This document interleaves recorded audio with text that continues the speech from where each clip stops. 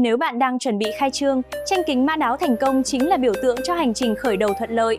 Hình ảnh đàn ngựa phi nước đại tượng trưng cho sức mạnh, tốc độ và sự vươn tới thành công.